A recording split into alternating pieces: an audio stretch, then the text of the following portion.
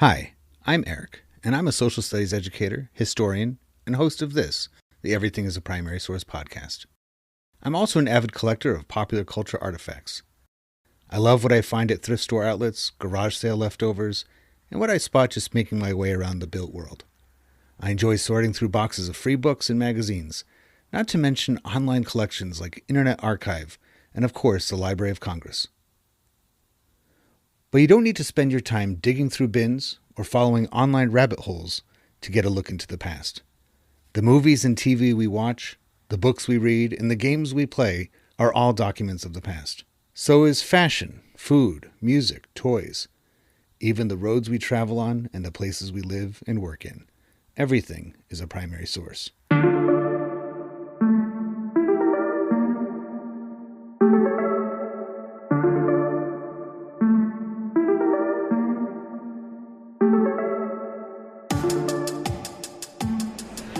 Elaine, how's it going? It's going great. You having a good time at NCSS I Boston? am, because I love to talk to teachers. I was one. Yeah. Yeah. So. And how long was your career? Okay, 45 years. That's impressive. I'm sure you had plenty of students who knew you and then became parents of students of yours. That must have been a great feeling. That was good. And then I went into curriculum, and then I taught at the university. So, yeah. Of your entire time teaching social studies, Social studies. what was your greatest joy? What was the subject matter that you enjoyed talking to your students about the most? U.S. history. I really enjoyed U.S. history from its conception, and I always tried to integrate great literature in with the studies. We do like the Crucible or something like that, and yes. I have a feeling that most of the people here at this conference right now have a very similar philosophy about teaching social studies. We wouldn't be here if we didn't, right? If all we wanted to do was just, go to the printer and copy off a bunch of worksheets to fill out and crossword puzzles and stuff. No. You're not interested in talking with other professionals and getting new ideas and incorporating them and things like that. So, what kind of technology, what kind of resources were available at the height of your career? What did you tend to go to the most to accentuate? I know you mentioned stories and literature and things like stories. People relate to stories, and people relate to things that actually happened. And students still need to understand complete stories. Yeah. Now, my technology, when I started, at 21, teaching, there wasn't even computers. There was nothing. Right. We didn't even have a Xerox machine. We had a ditto machine. Oh, I remember those. They smelled great. The ink, right? The purple ink. Right, and then you'd go home with purple ink all over your hands, yeah. So it's changed a lot, but I had to change with it to keep up with my students and to keep up with I worked with a lot of social studies teachers. Yeah. And so it's, I suppose there's certain intangible qualities that every social studies teacher, no matter what time period they're teaching, whether it's the age of ditto runoffs or AI, that there's a certain intangible quality of being able to connect things to real life, being a genuine person.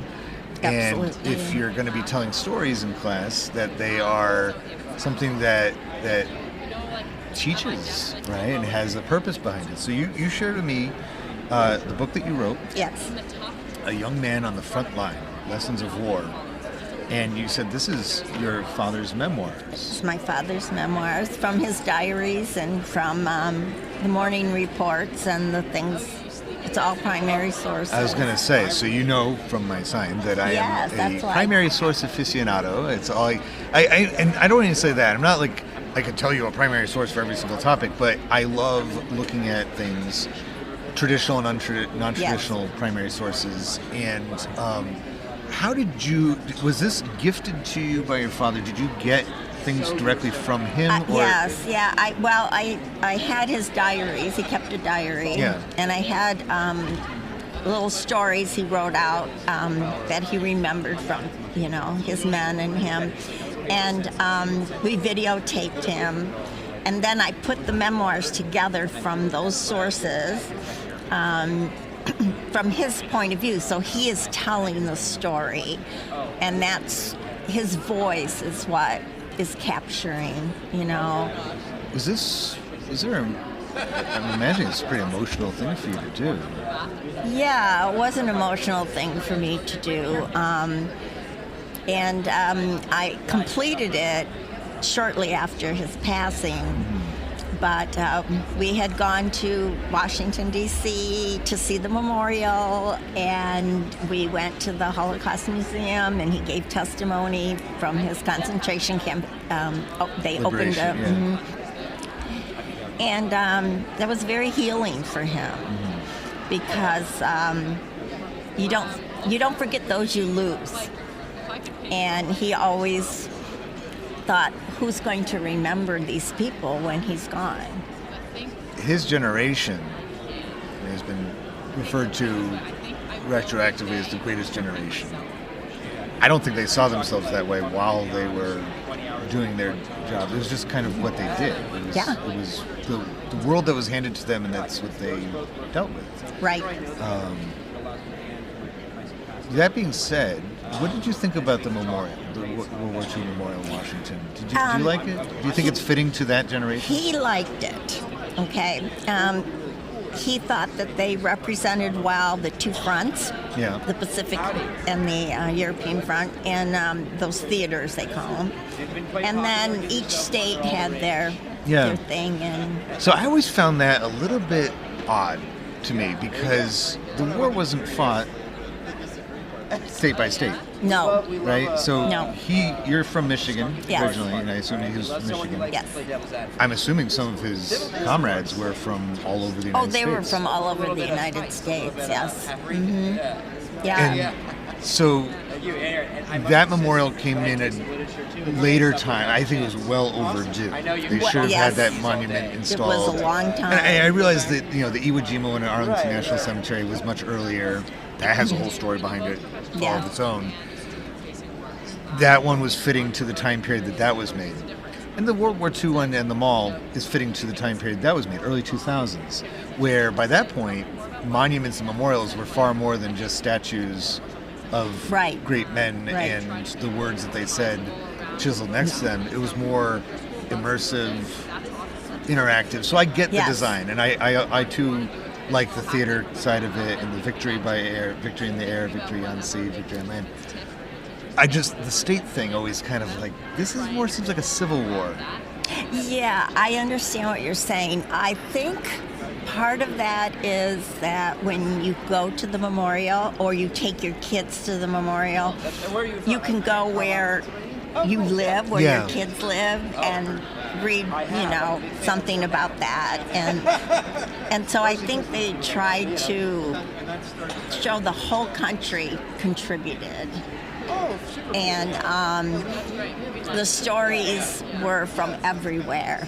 Yeah. Every state, was affected. And I suppose looking at it that way, it's not just because you look at the Washington Memorial, Washington Monument, you're not going to learn a lot from that. I mean, you could, and there's actually a lot of symbology and its parts and things like that, but it's an obelisk. It doesn't tell a story. Right. It doesn't have that same, the symbology is different from a story. This one is like a museum and monument simultaneously. Yes. Would you say that was the same thing for your book? It's a story, but it's also a memorial? Yes, exactly. It's a story that has lessons that are pertinent to today, and also explains the way the world is set up today, and how things are a continuation of the conflicts previous, and it's just something students can relate to. They can relate to an 18-year-old trying to lead his, men in a hard situation. They can relate to having to make ethical decisions, being responsible for their behaviors, and learning about humanity. Yeah. And there's a part in the book where my dad and his men take some prisoners of war, German prisoners of war. And, of course, they have to go through the military thing. You search them, take off any documents. And his men were hungry, so they were eating their rations, but the crackers were stale, so they threw them on the ground. And these prisoners of war were asking their sergeant, can we eat those crackers? And my dad says, what's going on? And he said, well, my men would like to eat those crackers. And he goes, you hungry? He goes, they haven't eaten in 48 hours. So they're giving them rations, right? So they're sharing a meal, and they had originally been shooting at each other. I know. And then they're showing each other's pictures of their kids. And it's like, and you're 19. How do you put these contradictions together? It's such a remarkable, that's not even the big enough word to say it, remarkable that they were able to handle that. Yeah. Oh, amazing. Amazing. I mean, and I know that there was post-traumatic stress. They called it shell shock back then. It wasn't understood quite the same way. But the culture didn't really even support any feelings of victimhood or trauma. Feel sorry for myself because I saw terrible things. They just they all did. They were silent. There were so many of them. When they got home, they didn't really talk about it. You could always tell the guys that. My dad's dad was in combat in Germany. During the last phases of the war. We know he has a Purple Heart.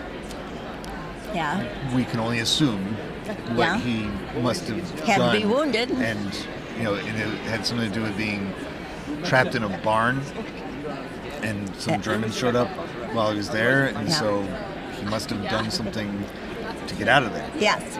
He never talked about it. They didn't, and my father didn't talk to me until I was in my 50s.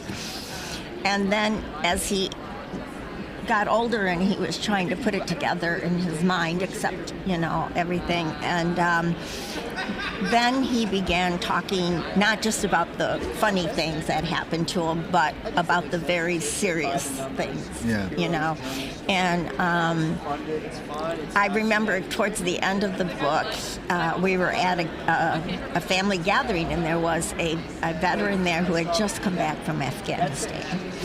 And he was sitting by himself in the living room. And my dad went and sat next to him, and he said, I was in combat. And then there was immediate connection. And he said to my father, does this ever go away? And he goes, no. But this is how you can help humanity with, but he said that was me in 1946, sitting in a living room, not able to talk to anybody. Yeah.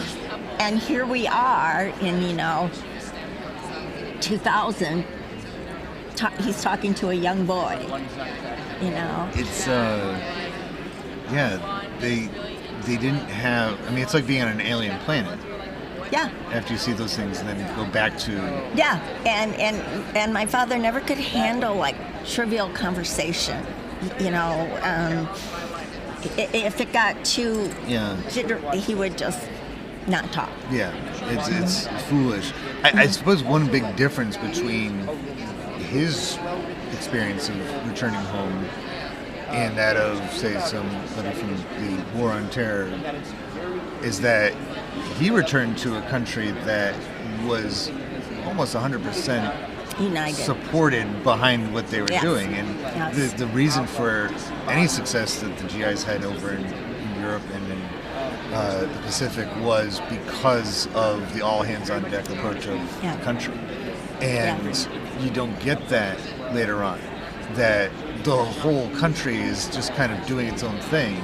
There's a bunch of guys overseas, but and they come back and they integrate back into society. Where I'm from, seacoast of New Hampshire, there's it's all but defunct. There's a Air National Guard base there now, but the base I grew up on, so I'm an Air Force brat. During that whole era of the War on Terror, they had Pease Air Force Base, and they had what's called the Pease Greeters. and comprised of just people from the public, a lot of veterans, of course.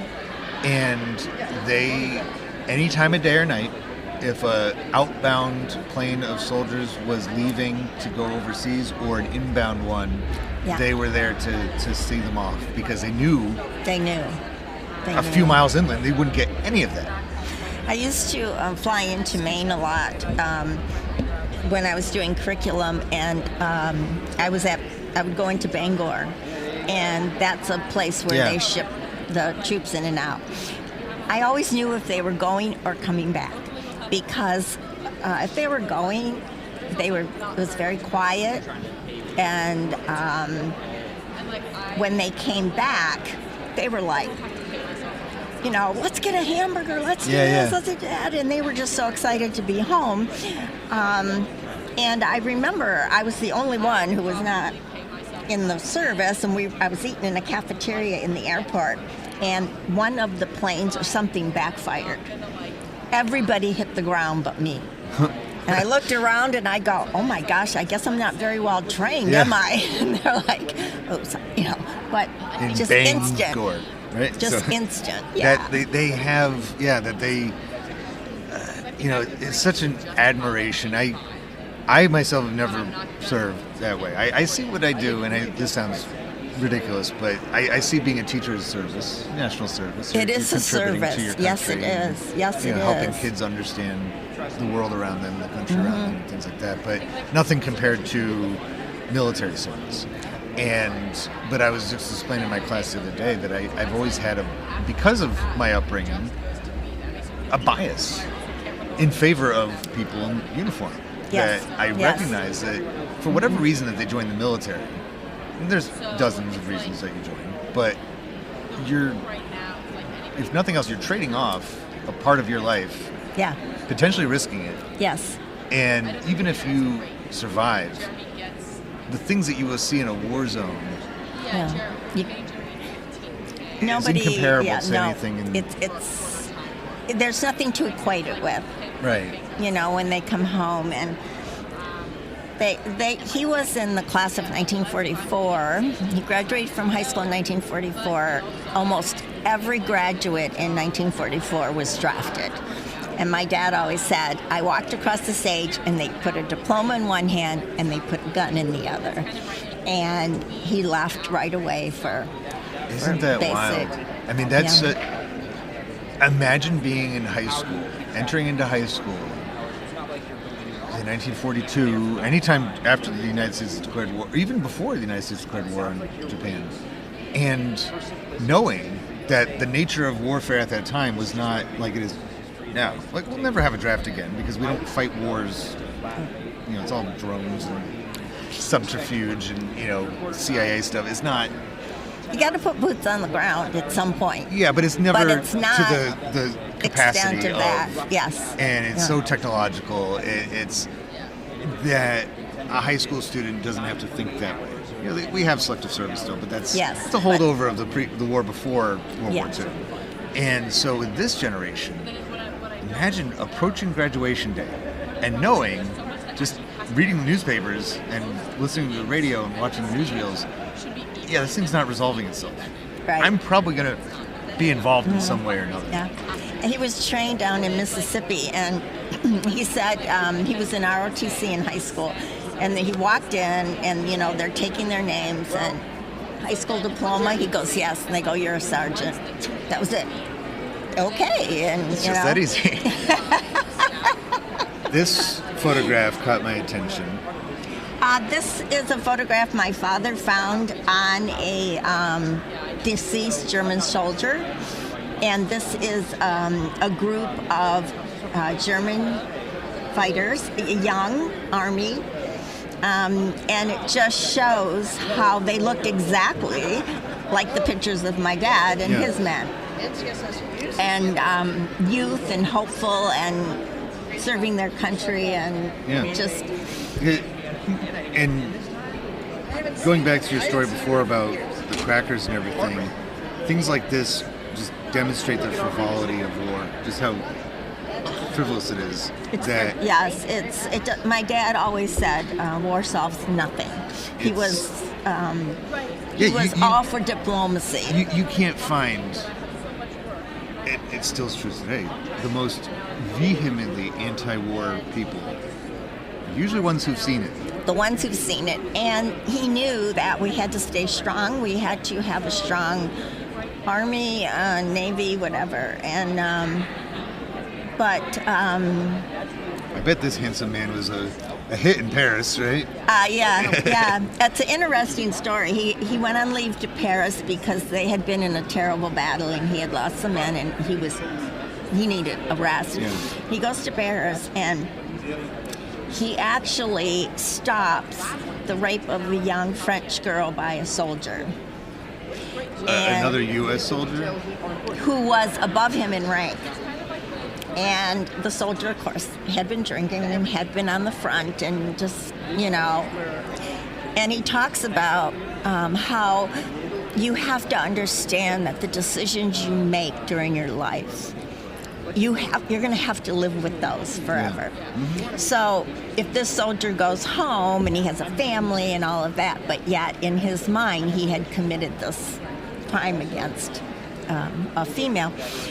And my dad stopped it, and he said it took a lot because, in the service, it's rank, but they were taught ethics. They were taught ethics.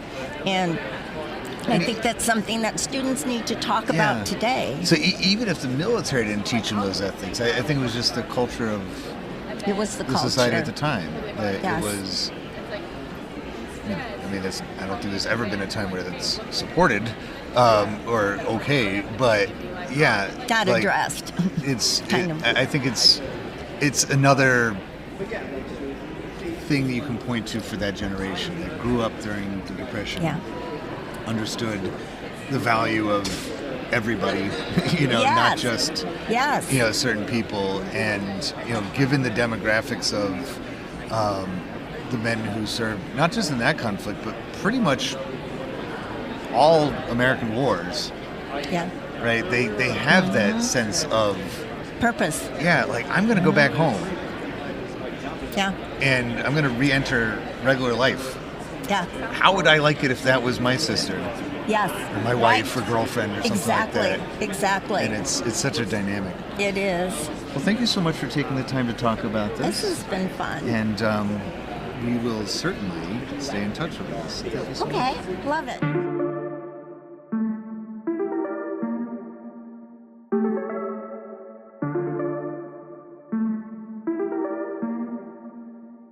Popular culture, by definition, connects and unites us, and proves that people of different backgrounds, in fact, have a lot in common with one another.